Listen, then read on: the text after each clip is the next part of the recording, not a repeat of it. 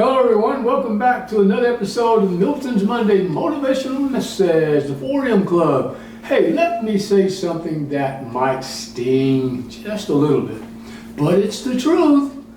And here it is. People don't leave organizations. People leave leaders. And more specifically, people don't follow leaders who fail to create conditions of trust. You know, I spent over 30 years in the United States Army. Combat deployments, leading soldiers in high-risk environments, briefing ambassadors, commanding units where lives were literally on the line. And here is what I learned early as a young lieutenant. Trust is not a soft skill. Trust is the mission. Without trust, nothing works. And I didn't just learn that in the military. You know, one of the greatest leadership voices of our time, retired General Colin Powell, preached this his entire career. You know, General Powell consistently taught that leadership is about creating an environment where people feel respected, safe, valued, and empowered to perform. Not controlled, not micromanaged, not fear-driven. Trusted, guys. And that philosophy was drilled into both of us early in our careers as young lieutenants. Because in combat, you can't fake trust. In crises, you can't mandate trust. In leadership, you must intentionally create trust. So, why trust is the foundation of followership in the first place? Well, when leaders create conditions of trust, people communicate honestly. Teams take ownership. Innovation increases. Accountability becomes natural. Performance skyrockets. When leaders destroy trust, oh man, bad juju. People hide mistakes. Fear replaces creativity. Silos are created. Engagement collapses. The organization slowly dies. And look, no matter how great a strategy is, no trust equals no execution. Here are 4 ways leaders build trust.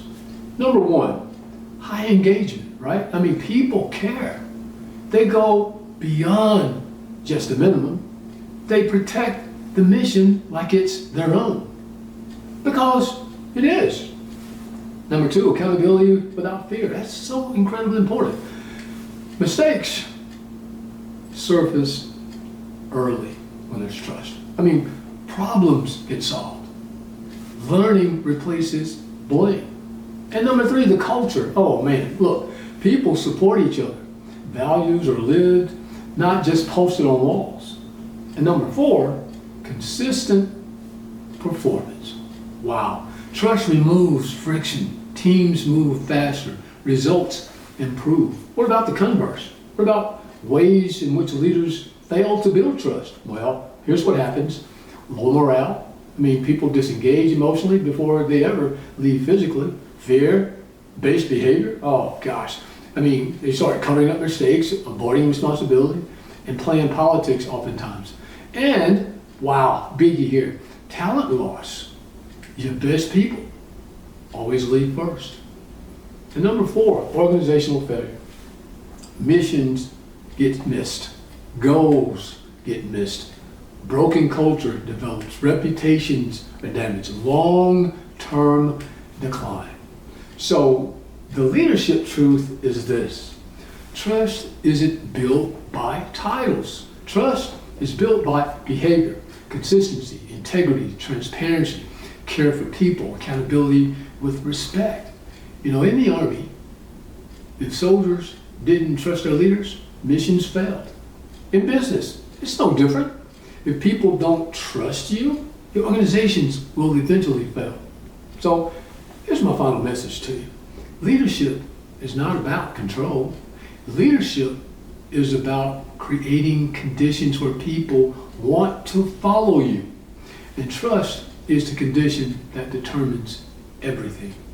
As your coach, I'm here to help you use failure to respond and rise and become everything you're meant to be, guys. Check it out. If this morning's message resonated with you, get out there and get copies of my books.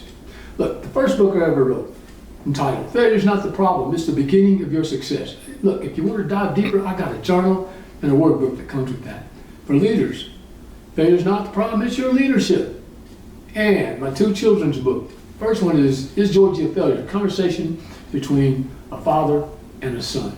And likewise, Failure Grace and her FailureTastic experience, conversation between a mother and her daughter. In those 2 situations, you have parents talking to their kids about this very, very important word, failure, and how to help them grow into being the people that they can be and what they're meant to be as they grow and they fail along the way. Look, check out my podcast, Failure's Not the Problem, if you know, for those listeners. You're already listening to this, so subscribe if you haven't, and share this message with someone who you know that may actually need to hear it.